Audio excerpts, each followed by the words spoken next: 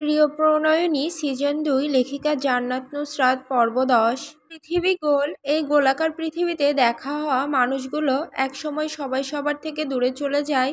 গোল পৃথিবীর এক প্রান্তে একদল মানুষ বাস করে তো অন্য প্রান্তে আরেক দল মানুষ বাস করে। নুসরাত কখনো বিশ্বাস করতো না পৃথিবীর এক প্রান্তে একবার যার সাথে দেখা হয়েছে ওই মানুষটার সাথে আবারও দেখা হয়, আর যদি সম্ভাবনা থেকে থাকে তাহলে ক্ষীণ। কিন্তু সেটা সম্পূর্ণ ভুল প্রমাণ করে দিয়ে আজ তৃতীয়বারের মতো সামনাসামনি হলো সেই মানুষটার।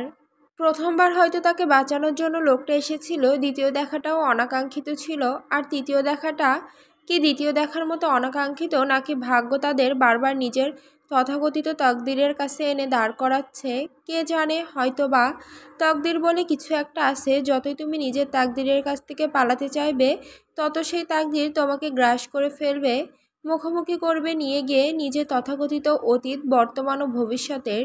নুসরাতের মুখ দেখে বোঝা গেল এই লোকটার সাথে সে আবারও দেখা হওয়া মোটেও আশা করেনি।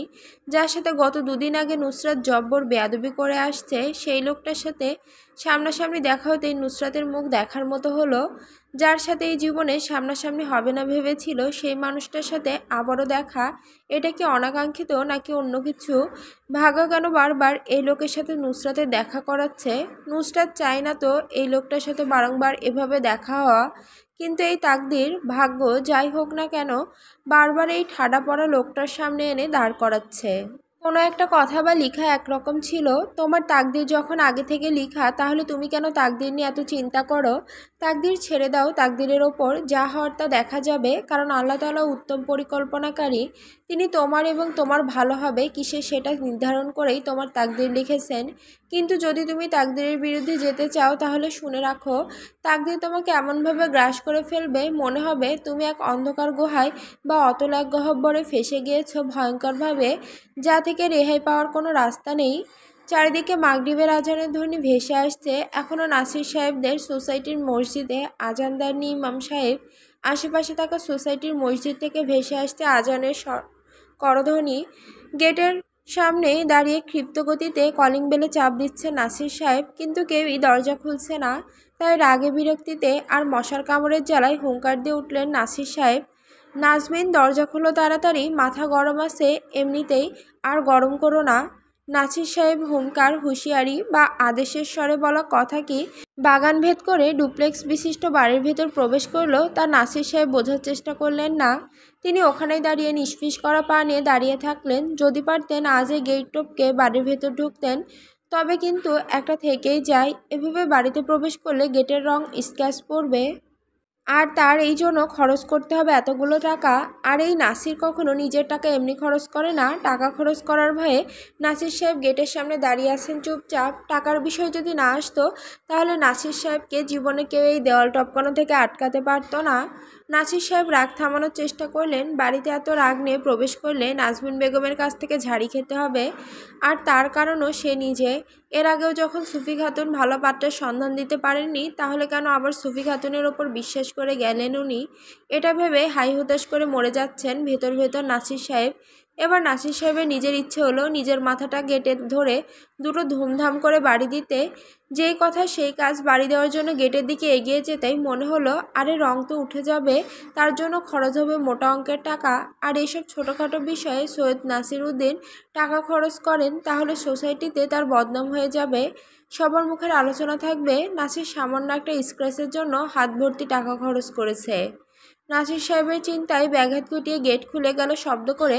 নাসির সাহেব শক্ত হাতে গেটে লক করতে যাবেন, ধাক্কা মেরে সুফি খাতুন এসে বাড়ির ভিতর প্রবেশ করলেন। ঠোঁট টেনে হাসলেন মৃদু, যা নাসির সাহেবের নিকট বিশ্রী ঠেকল। তিনি এক প্রকার মুখ ঝামটা দিয়ে বাড়ির ভেতর প্রবেশ করলেন। সুফি খাতুন নাসির সাহেবের কাছ থেকে মুখ ঝামটা খেয়ে চোখ মুখ উল্টে নিলেন। গেট লক করে বাড়িতে প্রবেশ করলেন নাসির সাহেবের পিছু পিছু। ড্রয়িং রুমে পা দিতেই দেখলেন সোফার উপর শুয়ে আছে আহান, মুখের সামনে এক বাটি পপকর্ন। আধুনিক ধাঁচের কিচেন কাউন্টারে বসে ইরহাম মুরগির লেগ পিস খাচ্ছে কর্মর শব্দ করে। সুফি খাতুন ঢোক গিললেন লেগ পিসের দিকে তাকিয়ে, লোভী চোখে তাকিয়ে রইলেন ইরহামের হাতের দিকে। ইরহাম সুফি খাতুনের এইরূপ দৃষ্টি দেখে নাক কুঁচকে নিল উপরের দিকে, কিছুটা শাসিয়ে বলে ওঠে, একদম আমার খাবারের দিকে নজর দেবে না দাদি। ওই যে তোমার নাতি বসে পপকর্ন খাচ্ছে, ওসব খাও। এগুলো আমার জন্য স্পেশালি মেজমা বানিয়েছে। সুফি খাতুনের মুখ পাংশুটে বর্ণে ধারণ করলো, ঠোঁট চোখা করে শ্বাস ফেলে সোফায় বসলেন। এর মধ্যে নাজমিন বেগম মাথা থেকে পেঁচানো ওড়না খুলতে খুলতে ইরহামকে জিজ্ঞেস করলেন, আব্বু আর কিছু খাবে তুমি? ইরহাম দুই পাশে মাথা নাড়ালো না ভঙ্গিতে। এর মধ্যে নাজমিন বেগমের চোখ গেল সুফি খাতুনের দিকে। না চাইতেও এতক্ষণে ভালো থাকা মেজাজ খারাপ হয়ে গেল। তিনি বুঝে পান না ছোট এত ভালো আর ছোট এর মা এত খারাপ কিভাবে। নাজমিন বেগম নিজের মেজাজ খারাপ করতে চাইলেন না, তাই কিচেনে সিঙ্কে থাকা বাটিগুলো ধুয়ে রাখতে গেলেন। দু হাতে হাতা গুটিয়ে নিতেই ইরহাম বলে উঠল, একদম তুমি এখানে আসবে না, আমি ধুয়ে রাখবো। নাজমিন বেগম কথা শুনলেন না, হাত গুটিয়ে এগিয়ে যেতেই ইরহাম লাফ মেরে কিচেন কাউন্টার থেকে নেমে নাজমিন বেগমকে ঠেলে বের করে দিল সেখান থেকে। কিচেনে দরজা লাগাতে লাগাতে শক্ত কণ্ঠে বলল, তুমি কি চাও তোমার মেয়ে আমাকে এসে পিটাক? উহু মেজমা, তোমার মতে গতি আমার কাছে ভালো ঠেকছে না। নাজমিন বেগম ভেজানো দরজার বাহিরে দাঁড়িয়ে জিজ্ঞেস করলেন, কেন? ও তোমাকে কেন পিটাবে? আরে, কথাটা বলতে বলতে ইরহাম ভেজানো দরজা আবার খুলে নাজমিন বেগমের গলা পেঁচিয়ে ধরল। দু হাতে গলা পেঁচিয়ে নিয়ে বলল, উফ সুইট হার্ট, বোঝার চেষ্টা করো। তোমার মেয়ে আমাকে বলে গিয়েছে যে যে বাটিতে খাবো সেই বাটি যেন নিজ দায়িত্বে ধুয়ে রাখি, না হলে ওই জল্লাদ মেয়ে বিনা পাউডারে আমাকে ওয়াশিং মেশিনে ধুয়ে ফেলে দিবে। নাজমিন বেগম মুখে হাত দিয়ে অবাক কণ্ঠে জানতে চাইলেন, সত্যি ওই পাগল এসব বলেছে? ইরহাম নির্দোষ ভঙ্গিতে মাথা দোলায়। দুজনে একজন খেয়াল করল না দূরে বসে সুফি খাতুন সূক্ষ্ম নজরে দুইজনের দিকে তাকিয়ে আছেন, তার গালে হাত দিয়ে কোনো একটা বিষয় মিলাচ্ছেন। এর মধ্যে গড়গড় করতে করতে নাসির সাহেব এসে হাজির হলেন ড্রয়িং রুমে। মুখ চোখে স্পষ্ট রাগের বহিঃপ্রকাশ ঘটছে। নাসির সাহেবের পিছু পিছু ইসরাত নেমে আসছিল, চোখে মুখে কি হয়েছে জানার উদ্বেগ। নাটক চাহনি মায়ের দিকে ছুড়ে দিতেই নাজমিন বেগম মাথা নাড়িয়ে পরে বললেন, নাসির সাহেবের রাগ দেখে আঁচ করতে পেরেছিলেন নাজমিন বেগম কি হয়েছে, আর এখন তো পুরো পরিষ্কার তার কাছে যে সুফি খাতুন আবারও কোনো আধবুড়ো না হয় বয়স্ক লোক ধরে নিয়ে এসেছে ইসরাতের জন্য, আর এজন্য মহামান্য স্বামীর এত রাগ। তাই চুপচাপ দাঁড়িয়ে রইলেন নাসির সাহেবের কথা বলার অপেক্ষায়। চুপচাপ দাঁড়াতে কোথায় পারলেন, ইরহাম পেছন থেকে উকি মারল প্রথমে ড্রয়িং রুমে, পরপরই নাজমিন বেগমকে কাঁধ দিয়ে ধাক্কে জিজ্ঞেস করলো, মেজমা কি হয়েছে? মেজ আব্বু এরকম খ্যাপাসারের মতো হয়ে আছেন কেন? নাজমিন বেগম মাথা কাত করে চোখ পাকালেন ইরহামকে। হাসি আটকানোর চেষ্টা করে মুখে মেকি রাগ এনে বললেন, ইরহাম। ইরহাম নিজের মাথা রাখলো নাজমিন বেগমের কাঁধে, ঠোঁট উল্টে জিজ্ঞেস করলো, ইরহাম কি সুইট হার্ট, ফ্ল্যাট করা বন্ধ করবে তুমি? নাজমিন বেগমের প্রশ্নে ইরহাম দুপাশে মাথা নাড়ালো। তাদের কথোপকথন সুফি খাতুন দূরে বসে তেরা চোখে দেখলেন। এর মধ্যে নাসির সাহেব ক্যাটকেটে গলায় বললেন, এই বুড়ো নিজাম শিকদারকে তুমি আমার মেয়ের জন্য পছন্দ করতে পারলে?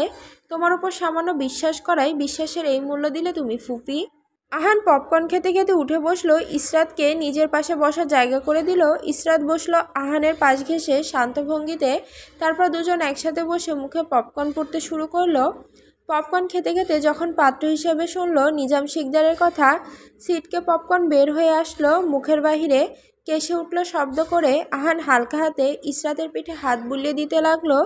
ইসরাতের মুখ দিয়ে বের হয়ে আসলো অনাকাঙ্ক্ষিতভাবে, নিজাম দাদুকে এই মহিলা আমার জন্য পছন্দ করেছে। ইসরাতের নাক মুখ কুঁচকে গেল, ইচ্ছে করলো বুড়িকে ধরে কয়েকটা ধূপধাপ পেটাতে। ইসরাত শুধু মনে মনে ভাবতে পারলো, কিন্তু করতে পারলো না নিজের ব্যক্তিত্ব বোধের বাহিরে বের হয়ে।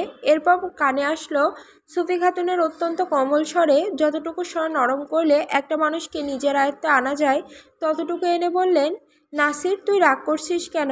আমি তো তোর মেয়ের ভালোর জন্যই বলছি, আর লোকটার বয়সও তো কম, একদম নাদান শিশু। তোর কাছে বুড়ো মনে হলে তো আরও ভালো। দুদিন পরে মরে গেলে সব সম্পত্তি তোর মেয়ের হয়ে যাবে, আরামায়েশে দিন কাটাবে তোর মেয়ে, রাজ করবে রাজ ওই ছেলেটার বাড়িতে। নাসির সাহেব হতবিহ্বল, চেহারার অবস্থা বেহাল। শুভ্র বর্ণের চেহারা ধীরে ধীরে লাল টুকটুকে হতে শুরু করলো। ইসরাতেরও সমান অবস্থা, রাগে নাকের পাটা বারবার ফুলছে। বাপ মেয়ের দুজনের পাশে বসা আহান স্পষ্ট দেখল বড় আপির বারংবার পা দিয়ে মেঝেতে নখ খোঁচানো, দাঁতের সাথে দাঁত চেপে কটমট কটমট শব্দ করা, আর অতিষ্ঠ হওয়া চোখে তাকিয়ে থাকা। আহান গলা নিচে নামিয়ে বলল, আরে আপি, ভ্যালকানোর মতো ফোলা তোমার সাথে হয় যায় না। ওটা নুসরাত আপির সাথে যায়। এরকম দাঁতের উপর অত্যাচার করলে কম বয়সে বুড়ি হতে হবে, পরে মাত্র 21 বছর বয়সে তুমি দাঁতবিহীন হয়ে যাবে, সবাই তোমাকে ফোকলা বলে ডাকবে। আর এই ডাক কি আমি মেনে নিতে পারি? উহু, না। আমার এত সুন্দর কিউট গোলু লালটু আপি এত তাড়াতাড়ি ফোকলা হতে পারে, সেটা আমি কিভাবে মেনে নিতে পারি? আর সেটা আমি কেন মানব? কখনো মানব না। আহান নাটকীয় ভঙ্গিতে কথাটা শেষ করলো, চোখ মুখ বন্ধ করে বাপ্পারাজের মতো বলে উঠল ফিসফিস করে, না, এ হতে পারে না। আমার আপে এত তাড়াতাড়ি ফোকলা হতে পারে না, আমি বিশ্বাস করি না। আ নাসির সাহেব চোখের পলক না ফেলে হাঁ করে চেয়ে রইলেন সুফি খাতুনের দিকে। কিতকাল এক আঙুল তুলে শাসাতে শাসাতে সুফি খাতুনকে বললেন, ফুফি, খবরদার এরূপ কথা আরেকবার যদি শুনি, তাহলে আমি নাসির নিজের ভদ্রতায় তোমার প্রতি বজায় রাখবো না। আমার মেয়ে কি নদীর জলে ভেসে এসেছে যে আমি নিজাম চাচার সাথে ওর বিয়ে দিব? তোমার জঘন্য চিন্তা দেখে আমি স্পিচলেস। একটা মানুষ কীরূপ চিন্তা করতে পারে তোমাকে না দেখলে আমি জানতামই না। আর সম্পত্তির কথা আসলে আমার সম্পত্তি কি কম আছে? আর এ সকল সব সম্পত্তি আমার অবর্তমানে আমার মেয়েরা পাবে। আহান হি হি করে হেসে উঠল। তখনই সবার চোখ আহানের দিকে ফিরে গেল। নিস্তব্ধতা বিদীর্ণ প্রহরে ভরে গেল পুরো নাসির মঞ্জিল। আহান ঢোক গিলে নিয়ে বলে, সরি হাসার জন্য। আরেকটা সরি, একটা কথা বলতে চাচ্ছি আপনাদের বড়দের মধ্যে। আই হ্যাভ এ আইডিয়া মেজো আব্বু। আহান কাউকে কিছু বলার সুযোগ না দিয়ে ঝটপট কণ্ঠে বলে উঠল, আমরা এক কাজ করতে পারি। নানির ভাষায় যিনি নাদান শিশু, আই মিন নিজাম দাদুর সাথে নানির একটা সেট আপ করে দিলে কেমন হয়? একদম মেড ফর ইচ আদার লাগবে দুজনকে। আহান কোনো রকম কথা শেষ করে হা হা করে হাসতে লাগলো। সাথে ইসরাতও হাসতে শুরু করলো। হাসতে হাসতে ঢলে পড়লো আহানের গায়ে। ইরহাম হাসতে হাসতে মেঝেতে বসে পড়লো। পারে না সে মাটিতে পড়ে গড়াগড়ি খায়। একমাত্র নাজমিন বেগম কোনো রকম হাসি আটকে দাঁড়িয়ে আছেন। বাচ্চাদের সাথে নিজে তাল মিলিয়ে হাসলে বিষয়টা খারাপ দেখাবে। নাসির সাহেবের দিকে চোখ পড়তেই দেখলেন নাসির সাহেব মুখে হাত চেপে ধরে হাসছেন। দীর্ঘশ্বাস ফেললেন নাজমিন বেগম স্বামীর হাসাহাসিতে। এই লোকটা ধমক দিবে, তা না করে এদের সাথে বসে দাঁত বের করে হা হি হি করে হাসছে। আরশ কখন থেকে হাসতে নুসরাতের দিকে তাকিয়ে থেকে নুসরাতের কাছে আরশের হাসিটা বিষের মতো লাগলো। একটা মানুষের হাসি এত জঘন্য হয় কিভাবে, তা একে না দেখলে কখনো নুসরাতের বিশ্বাস হতো না। নুসরাতের নিষ্প্রাণ চোখে আরশের দিকে তাকিয়ে রইল। তখনই কানে আসলো গমগমে পুরুষালী স্বরে বলা কথা, যা তার উদ্দেশ্যে সুরে দিয়েছে মানুষটা। সরে বসো মেয়ে, আর এভাবে তাকানোর কিছু নেই আমার দিকে আপনার। আরও সে তীব্র গতিতে বলা কথায় নুসরাত এক মুহূর্তের জন্য কথা বলতে ভুলে গেল। নিজের জায়গায় অসাড় হয়ে বসে রইল নিষ্পলক দৃষ্টিতে তাকিয়ে। তার এই এক দৃষ্টিতে তাকিয়ে থাকা আরশ লক্ষ্য করলো ধৈর্য নিয়ে দাঁড়িয়ে। চুপচাপ স্থির ভঙ্গিতে নিজের জায়গায় দাঁড়িয়ে রইল নুসরাতের সরে আসার বসার অপেক্ষায়। নুসরাত সৌরভীর দিকে চোখ ঘোরাতেই সৌরভী বলল, বেচারার গাড়ি নষ্ট হয়ে গিয়েছে, একটু হেল্প চাইছিল, তাই আর কি হেল্প করতে এগিয়ে গেলাম। উনি আমাদের সাথে সিলেট যাবেন। নুসরাতের মুখটা নিমিষেই পাংশুটে বর্ণে ধারণ করলো। তার মুখ দেখে বোঝা গেল সে আশা করেন এই লোককে এখানে। আরশ ভ্রুবাকে আদেশ দিয়ে বলল, সরে বসুন। নুসরাত সরে গেল, জায়গা করে দিল আরশকে বসার। আরশ নিজের লাগেজ পেছনে রেখে সে বসলো নুসরাতের পাশের সিটে। সামনের সিটে বসেছে সৌরভী ড্রাইভারের সাথে। ধীরে ধীরে গাড়ি চলতে শুরু করলো। আধ ঘন্টা পার হলো। নুসরাত, সৌরভী, এমনকি আরশ টু শব্দ করলো না। পিন ড্রপ সাইলেন্টে পুরো কার জুড়ে। সৌরভী এবার নীরবতা ভেঙে জিজ্ঞেস করলো আরশকে, ভাইয়া কী নিয়ে পড়াশুনো করছেন? আই মিন পড়াশোনা শেষ আপনার? আরশ মোবাইল অফ বাটনে চাপ দিয়ে বন্ধ করে নিল। বন্ধ করার আগে 1.5 কি 2 বছরের একটা মেয়ের মুখের ঝাপসা কিছু অংশ দেখা গেল। তারপর ঠুস করে মোবাইল বন্ধ হয়ে গেল। আরশ মোবাইল নিজের গলায় ঝুলানো ব্যাগে ঢোকালো। কিছুটা অন্যমনস্ক থাকায় সৌরভীকে আবার জিজ্ঞেস করলো, হ্যাঁ কি বলছিলেন আপনি? সৌরভী আবারও একই প্রশ্ন জিজ্ঞেস করলো, আপনার স্টাডি কমপ্লিট? আরশ পুরুষালী ধারালো কণ্ঠে প্রশ্নের উত্তর দিল, জি। আপনার সাবজেক্ট কী ছিল ভাইয়া? সৌরভী আগ্রহ নিয়ে জানতে চায়। চোখে মুখে স্পষ্ট ফুটে উঠছে উদ্দীপনা। আরশ দেখলো মেয়েটার জলজল করা চোখের চাউনি, প্রশ্নের উত্তর জানার আকাঙ্ক্ষা। এই বয়সে সকলেরই অজানা জিনিসের প্রতি কৌতূহল থাকে। তা দেখে হালকা হাসলো আরশ, যা আলগোসে বিলীন হয়ে গেল দন্তপাটির নিচে। পুরুষালী নির্বিকার চিত্তে উত্তর দিল সৌরভী করা প্রশ্নের, ইকোনমিক্স। সৌরভীবার কোনো প্রশ্ন করার আগে আরশ জিজ্ঞেস করলো, নাম কি আপনার? সৌরভী হাসি হাসি মুখ করে মাথা কাত করে তাকায়। আরশের দিকে তাকানোর আগে তীক্ষ্ণ চোখে তাকিয়ে থাকা নুসরাতের চোখে চোখাচোখি। নুসরাতের দৃষ্টি শীতল, বাজ পাখির ন্যায় শিকারী। সৌরভী সেদিক থেকে চোখ ফিরে উত্তর দিল, জি, সৌরভী শিকদার। আরস মাথা নাড়ালো বোঝার ভঙ্গিতে। এবার সৌরভী জিজ্ঞেস করলো আরসকে, আপনার নাম কি ভাইয়া? নুসরাত দুজনের কথার ভিতর নির্লিপ্ত।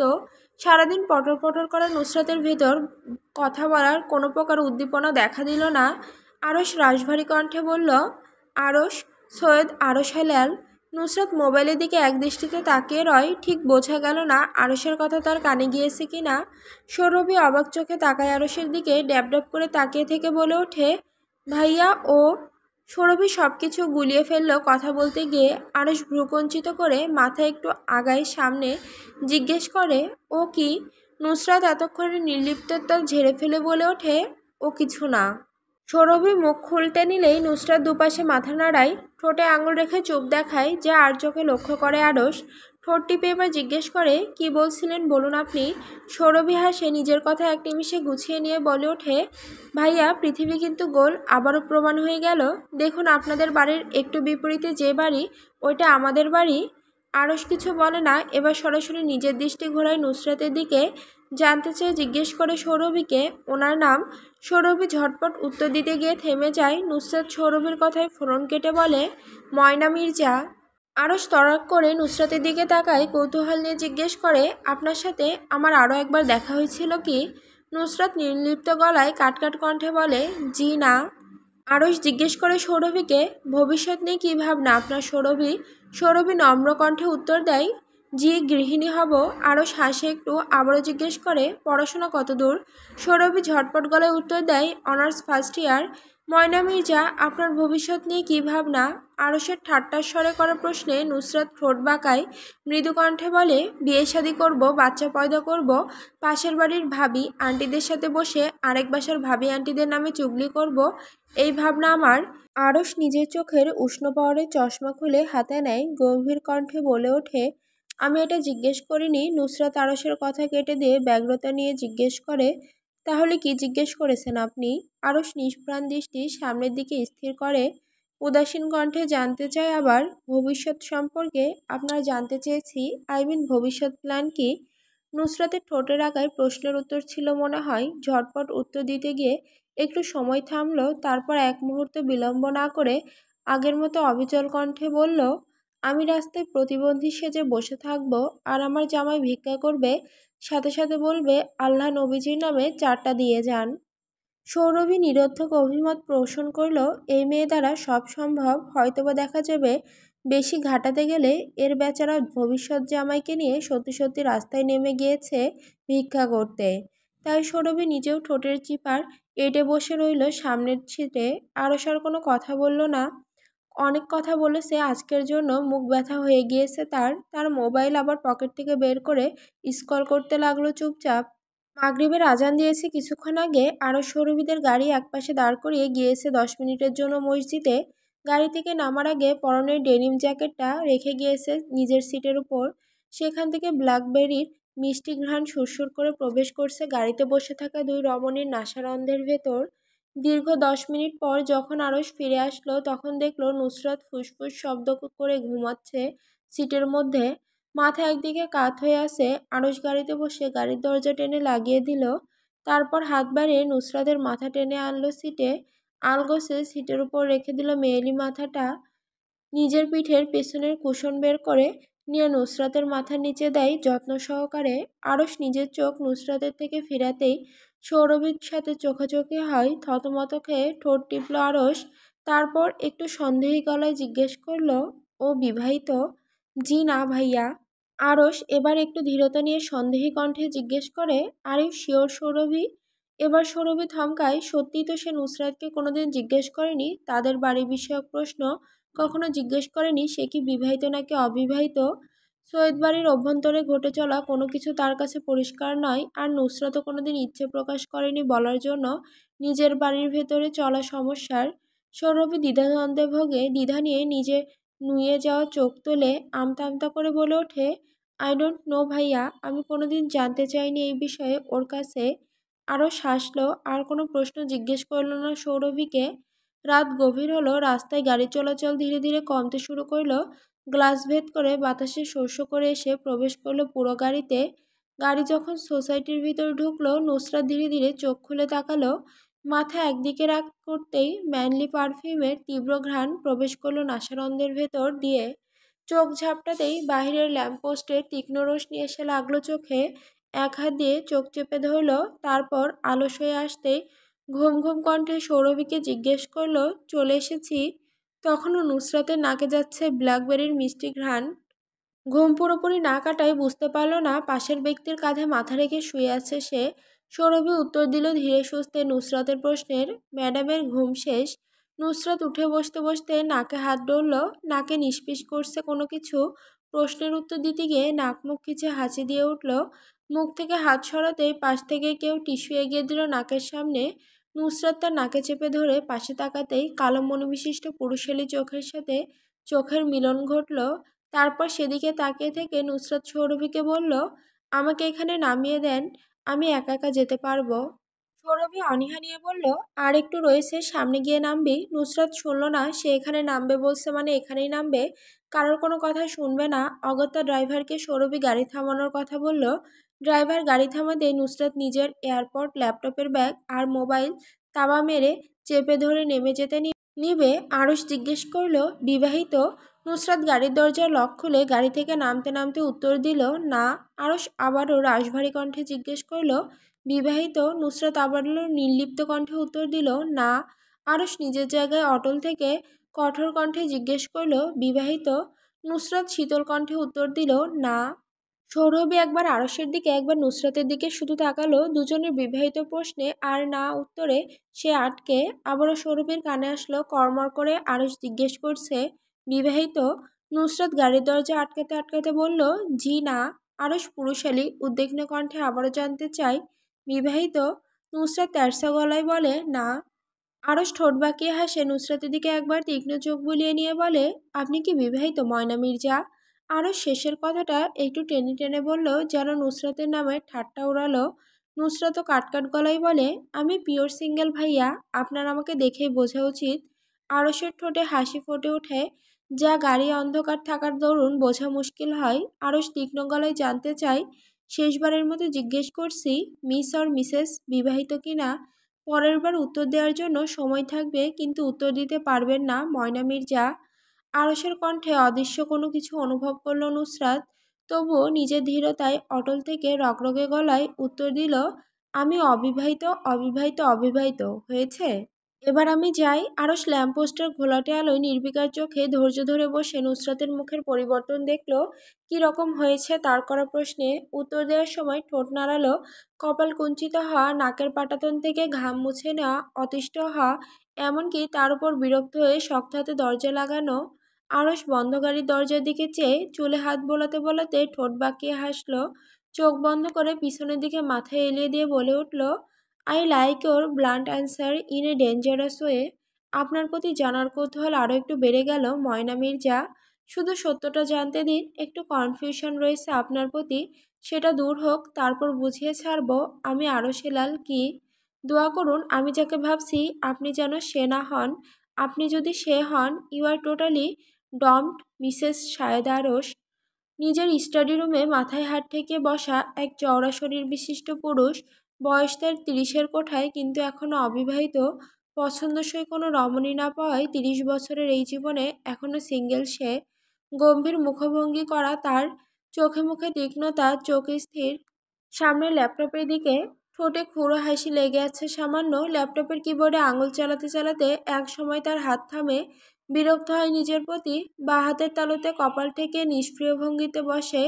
চোখ বন্ধ করতে ভেসে ওঠে ওভাল আকৃতির একটা মুখ, গালগুলো হালকা ফুলো ফুলো, মেয়েলি উঁচু সরু নাকের বাপাশে ছোট্ট একটা নোজ রিং। চোখের পাপড়িগুলো ঘন কালো, কিন্তু অতটা লম্বা নয়। নাহিয়ান আবরার পূর্বের জনমতে মেয়েদের চোখের পাপড়ি লম্বা হয়, তাহলে এই মেয়ের ক্ষেত্রে ভিন্নতা কেন? বদ্ধ রুমে বসে থেকে থেকে নাহিয়ান হেসে উঠল হু হা করে। 5 সেকেন্ডের ভেতর নিজের হাসি থামিয়ে আগের মতো গম্ভীর হয়ে গেল। রুমে প্রতিধ্বনি হওয়া হাসির তীক্ষ্ণ শব্দ গায়েব হয়ে গেল এর কিছু মিনিট পর। নাহিয়ান উঠে দাঁড়ালো। উঠে দাঁড়াতেই ভেসে উঠল পুরুষালী শক্তপোক্ত শরীর। ড্রপ শোল্ডার টি শার্ট পরনে থাকায় হাতের বড় বড় মাসলগুলো ভাসতে স্পষ্ট। সাদা রঙের গ্যাবার্ডিনের প্যান্টটা নিচের দিক গুটিয়ে টাকনোর ওপর রাখা। শুভ্র বর্ণের শরীরটা নজর করা সুন্দর। টু ব্ল্যাক হেয়ার কাটটা নাহিয়ানের মুখের সাথে মানানসই 6 ফুট লম্বা পুরুষটাকে এই হেয়ার কাটে আরও বেশি আকর্ষণীয় করে তুলেছে। থুতনিতে হাত বোলায় নাহিয়ান, হাতে খোঁচা লাগে ছোট ছোট দাড়ির। হাত বোলাতে বোলাতে ঠোঁট বাঁকিয়ে হেসে আবারও নিজের রিডিং টেবিলে বসে গেল সে। হাতগুলো মুখের সামনে তুলে ধরতেই বাহির থেকে ঠুকঠুক করে শব্দ আসলো। নাহিয়ান গম্ভীর পুরুষালী ধারালো কণ্ঠে বাহিরের মানুষের উদ্দেশ্যে বলল, কামিং মিস্টার শেখর রায়। নাহিয়ানের ধীরতা নিয়ে লোকটাকে ডাকা দেখে বোঝা গেল এতক্ষণ ওনার অপেক্ষায় এই স্টাডি রুমে বসে সে। শেখর রায় অনুমতি পেতেই ভেতরে প্রবেশ করলেন। হাতে ওনার একদলা কাগজের স্তূপ। রিডিং টেবিলের সামনে দাঁড়াতেই নাহিয়ান হাত দিয়ে দেখালো সামনের চেয়ারে বসার জন্য। শেখর রায় চেয়ার টেনে বসে পড়লেন। কাগজ বললে ভুল, মোটা মোটা দুটো ফাইল রাখেন কাচের টেবিলের ওপর মিস্টার শেখর। নাহিয়ান ফাইলগুলো দেখে নিজের রিডিং টেবিলের ড্রয়ার খুলে ছোট্ট লেন্সের একজোড়া কালো ফ্রেমের চশমা বের করে চোখে হেঁটে নিয়ে নাহিয়ান তার পুরুষালী গম্ভীর চিত্তে বজায় রেখে বলে, what's the girl name Mrs Shekhar Roy. Shekhar Roy চোখ নিচের দিকে নামিয়ে নিয়ে বলে উঠলেন, সৈয়দ নুসরাত নাসির। কাগজের স্তূপের দিকে নাহিয়ান চোখ বোলাতে বোলাতে বলল, এইজ। শেখর উত্তর দিলেন, 19। নাহিয়ানের মুখ দিয়ে বের হয়ে আসলো, পারফেক্ট। ফাইলগুলোতে চোখ বোলাতে বোলাতে আবারও একই ধীরতা নিয়ে পুরুষালী পুরো কণ্ঠে জিজ্ঞেস করলো, ওয়েট। শেখর আবারও নিরুদ্বেগ কণ্ঠে বললেন, জি স্যার, 48। নাহিয়ান এবার চোখ তুলে তাকায় শেখর রায়ের দিকে, ঠান্ডা কণ্ঠে জানতে চাই, বিবাহিত নাকি অবিবাহিত? স্যার, এই বিষয়ে কোনো উত্তর খুঁজে পাইনি এখনো, কারণ অনেকে বলছে বিবাহিত, আবার অনেকে বলছে ম্যাম অবিবাহিত। নাহিয়ান মাথা দোলান তীক্ষ্ণ কণ্ঠে মিস্টার শেখরকে উদ্দেশ্য করে শক্ত গলায় বলে, এখন আপনি আসতে পারেন মিস্টার শেখর, আবার প্রয়োজন হলে ডেকে পাঠাবো। অ্যান্ড আপনাদের ম্যাডামের দিকে নজর রাখবেন, প্রতিটি সেকেন্ডে কী করছে তার এক একটা সূক্ষ্ম ইনফরমেশন আমি চাই।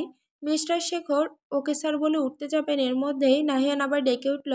তীক্ষ্ণ চোখে তাকিয়ে থেকে জিজ্ঞেস করে, মিসের ইনফরমেশন বের করতে 3 দিন কেন সময় লাগলো আপনাদের? মিস্টার শেখর কিছুটা ভড়কে গেলেন, মৃদু কণ্ঠে ডেকে উঠলেন, স্যার। নাহিয়ান ঠোঁট টিপল, কপালে ভাঁজ ফেলে গমগমে পুরুষালী হাঙ্কি গলায় শাসানো কণ্ঠে বলল, স্যার, আমি শুনতে চাইনি মিস্টার শেখর, আমি আমার প্রশ্নের উত্তর চাইছি আপনার কাছে। মিস্টার শেখর ঢোক গিললেন, ধীরে ধীরে বলতে শুরু করলেন, স্যার, আপনি বলেছিলেন ম্যামের বাসা ব্রাহ্মণবাড়িয়া। গত 2 দিন যাবৎ আমরা সবাই ওনার খোঁজ করেছিলাম সেখানে, কিন্তু কোনো সন্ধান পাইনি। এরপর জানা গেল যে ম্যাম ওখানে বেড়াতে গিয়েছেন। উনি ফ্লাইটে বা ট্রেনে করে যাননি, বাই রোড গিয়েছিলেন। এজন্য একটু সময় লেগেছিল ম্যামের খোঁজ পেতে। নাহিয়ান খুড়ো চোখে তাকিয়ে থেকে জিজ্ঞেস করে মিস্টার শেখরকে, ম্যাডামের বাসা কোথায়? মিস্টার শেখর অত্যন্ত কোমল কণ্ঠে জানান, সিলেটে। সকাল 6টায় সৈয়দ বাড়ির বাগানে বসে আছে ইসরাত চোখ বন্ধ করে, একবার নাক বন্ধ করে। সকালে শীতল বাতাস আরোহণ করছে নিজের মধ্যে, আবার শ্বাস ছেড়ে ফেলে নিজের ভেতরের কার্বন ডাই অক্সাইড বের করে দিচ্ছে। এক সময় এরকম করতে করতে নাক বন্ধ হয়ে গেল মেয়েটার। অক্সিজেনের শূন্যতা অনুভব করতেই চোখ খুলে তাকালো। চোখের ওপর কালো কিছুর আবরণ দেখে ভড়কে গেল, ভড়কে গিয়ে চিৎকার করতে যাবে, এর মধ্যে নুসরাতের গলার স্বর ভেসে আসলো, ভাই, এখানে বসে কি করছিস? বাইরে গিয়ে কুংফু কর, তাহলে একদিন রোগা পাতলা হয়ে যাবি পাতলুর মতো।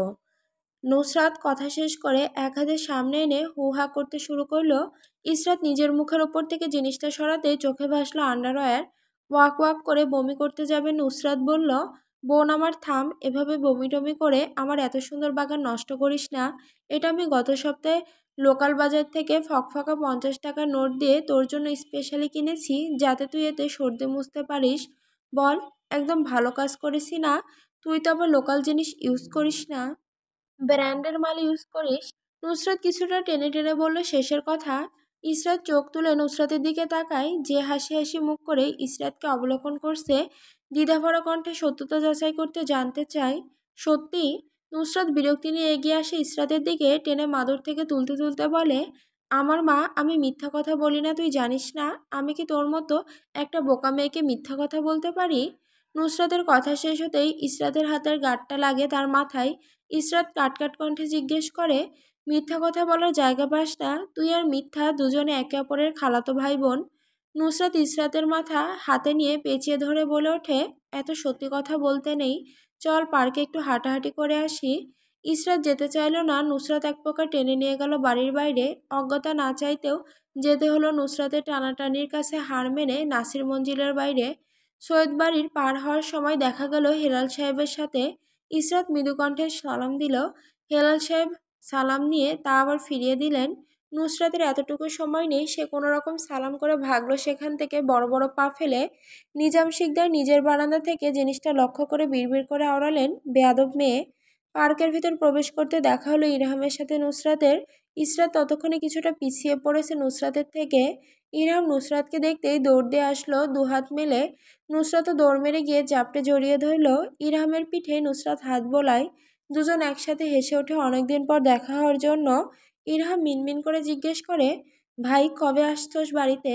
নুসরাত ইরহামের কাজ চেপে ধরে পার্কের ভেতরের দিকে হাঁটতে হাঁটতে বলে, গতকাল রাতে। ইরহাম অবাক কণ্ঠে বলে ওঠে, তোকে একটা কথা জানাতেই ভুলে গিয়েছি। নুসরাত অবাক কণ্ঠে জিজ্ঞেস করে, কি? ছোট ভাইয়াও ব্রাহ্মণবাড়িয়া ছিল এতদিন, আর গতকালই এসেছে? নুসরাত ইরহামের কথা সম্পূর্ণ এড়িয়ে যায়, শীতল কণ্ঠে জিজ্ঞেস করে, বল তোর দিনকাল কেমন কাটছে? দুজন কথা বলে বলে পার্কের অন্য রাস্তা দিয়ে চলে যায়, কিন্তু ইরহামের সাথে হাঁটতে আসা সুফি খাতুন তীক্ষ্ণতা নিয়ে তাকিয়ে থাকেন দুজনের গলা পেঁচিয়ে হাঁটার দিকে। দুজন দুজনের সাথে এত মাখামাখি ভাব তিনি মোটেও মেনে নিতে পারলেন না। দাঁড়িয়ে দাঁড়িয়ে ফোন দিয়ে আঁটলেন কিভাবে কথাটা ঝর্ণার কানে তোলা যায়, এবং সেই বুদ্ধি আসতেই উল্টো পথে ফিরে হাঁটা ধরলেন। শুভ কাজে দেরি কিসের? এক্ষুনি ঝর্ণার কাছে গিয়ে আলাপ বসাবেন এবং এটা ভালোভাবে জেনে আসবেন, প্রাপ্তবয়স্ক বাচ্চাদের এভাবে ঢলাঢলি করতে দেন কেন ওনারা? কোনো কি দায়িত্ব জ্ঞান নেই ওনাদের ভেতর? চ্যা চ্যা, তার তো চোখই নাপাক হয়ে গেল, কি জঘন্য জিনিস দেখে ফেলেছেন আজ। সফি খাতুন নাসিরের কানে কথা তুলবেন ভেবেও বাদ দিলেন। নাসির গতকাল যে অপমান করেছিল তা কি কম? আর এই ব্যাটার কথা ছাড়া নাসির এক পা হাঁটে না, তা সুফি খাতুন ভালো করে জানেন। তাই নিজেকে অপমান করার হাত থেকে রক্ষা করার জন্য সুফি খাতুন নাসির মঞ্জিলে না যাওয়াই ভালো মনে করলেন। আর আরও একটা জিনিস তিনি কোনোদিন ভুলবেন না, মরার আগ পর্যন্ত মনে রাখবেন নাসিরের সেই অপমান। পার্কের ভেতর নুসরাতকে খুঁজে না পেয়ে ইসরাত ফিরে গেল বাড়ির দিকে। রাস্তার পাশ ঘেঁষে বেড়ে ওঠা সবুজ ঘাসের ওপর শুয়ে থাকা একটি ছোট্ট বিড়ালের সাথে দেখা হলো ইসরাতের। ইসরাত বিড়ালটাকে কোলে তুলে নেয়, মাথায় হাত বুলিয়ে দেয় যত্ন সহকারে। হাত বোলাতে বোলাতে নিজের হাতের সাথে মাপঝোঁক নেয় তার হাত থেকেও। ছোট বিড়ালটা তখনই নিজের পেছন থেকে ভেসে আসে স্পষ্ট জাইনের গলার আওয়াজ, ইসরাত, বিড়াল পরিষ্কার নয়, আপনি কেন বিড়ালটিকে পরিষ্কার না করে স্পর্শ করছেন? ইসরাত কেঁপে উঠল গমগমে পুরুষালী পুরুকণ্ঠে। নিজের পেছন থেকে ভেসে আসছে পুরুষালী গলাটা। কপাল কুঞ্চিত করে ভাবে, আগে বলে দিলেন না কেন? তাহলে তো পরিষ্কার করে স্পর্শ করতাম।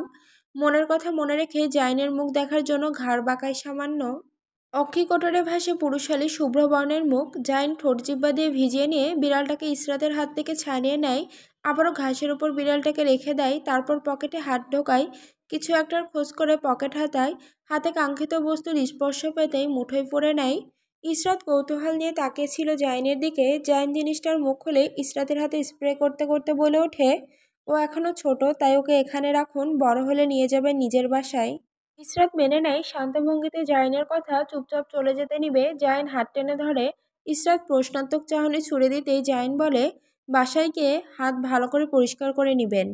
ইসরাত নিজের হাত ছাড়ায় না জাইনের হাত থেকে, পুরোপুরি শরীর ঘুরিয়ে পিছনে ফিরে দুহাত আড়াআড়ি বুকে বেঁধে নিয়ে জিজ্ঞেস করে, আপনি যে একজন কার্ডিওলজিস্ট সেটা বারংবার আমাদের বোঝাতে হবে না, আমি জানি কিভাবে নিট অ্যান্ড ক্লিন থাকতে হয়। জাইন জিহ্বা দিয়ে ঠোঁট ভেজায় ইসরাতের হাত আরেকটু বল প্রয়োগ করে চেপে ধরে বলে ওঠে, আমি সেটা বলিনি ইসরাত আপনাকে। আপনি যাই বলুন, আপনার কথা শুরু হয় ডিসিপ্লিন দিয়ে আর শেষ হয়ও ডিসিপ্লিন নিয়ে। ইসরাত শীতল কণ্ঠে বলল। কথা শেষ করে নিজের হাত ছাড়ানোর চেষ্টা করতে জাইন ইসরাতের কবজি চেপে ধরল। তীক্ষ্ণ কণ্ঠে বলল, লাফঝাপ করছেন কেন ইসরাত? আপনি না শান্ত ভদ্র মেয়ে? তাহলে শান্ত ভদ্র সুশীল মেয়ে হয়ে দাঁড়িয়ে থাকুন আমার সাথে। ইসরাত ব্যগ্রতা নিয়ে জাইনের প্রশ্নের উত্তর দেয়, সেটা আমি জানি মিস্টার, এবার আমার হাত ছাড়ুন নয়তো আমি চিৎকার করব। জাইন কাঁধ উছায় নির্লিপ্ত চোখে ইসরাত থেকে উপর থেকে নিচে অবলোকন করে নির্বিকার কণ্ঠে বলে ওঠে, তো চেঁচান না, আমি কি ভয় পাই নাকি আপনার চেঁচানো?